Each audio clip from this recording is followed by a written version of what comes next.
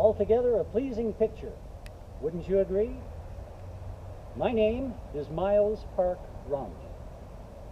When Brother Brigham's worsening rheumatism and his desire to hasten the construction of the St. George Tabernacle moved him to buy the James Chesney Home, now incorporated into the south end of this structure as a winter residence, he asked my father, Miles Romney, to draw up plans for a substantial addition to this home. Brother Brigham knew my father from his work on the Nauvoo Temple and called him to be the assistant architect and lead carpenter on the St. George Tabernacle.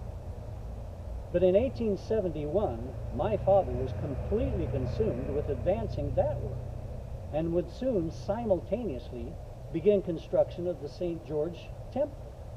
So it fell to me to become the supervisor of the building of the Brigham Young Winter Home and serve as lead carpenter here. And when you're serving the prophet, you do your best work. Come, let me show you.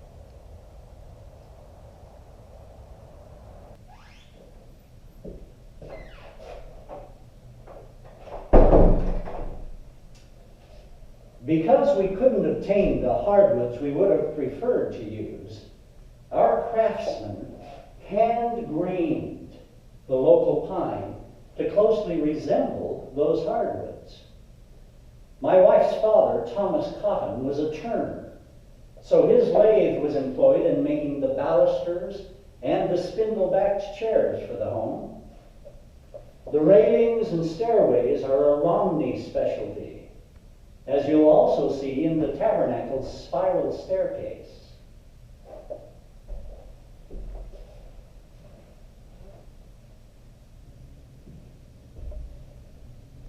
You may ask, why such a spacious parlor for just Brother Brigham and his wife?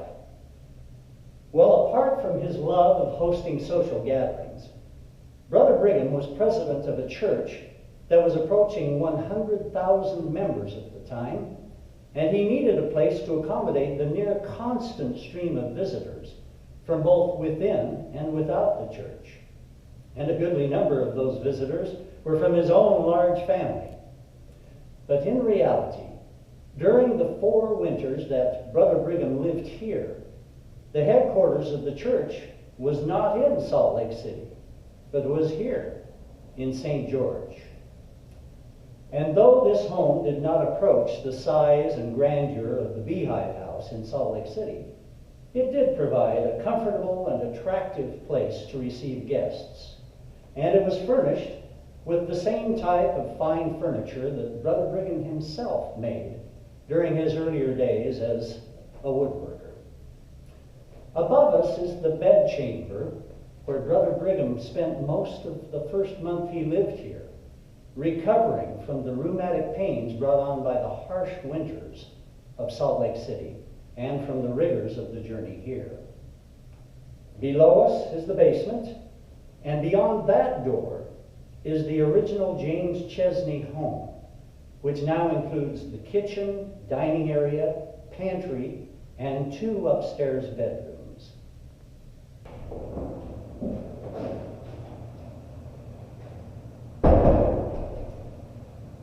Later, when Brother Brigham found that official church business was infringing on his family's privacy, he had us build this separate office and a telegraph station just to the east of his winter home.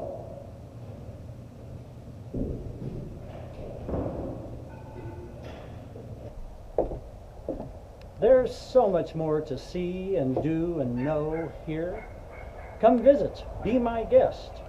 Perhaps you'll see our St. George Dramatic Association, of which I am president, present The Lady of Lyon or The British Slave in our nearby social hall that Brigham Young enjoyed so much. But most importantly, let me help you come to know the man whose vision and foresight created hundreds of towns and cities, including this one. My mentor, advocate, and friend, Brigham Young.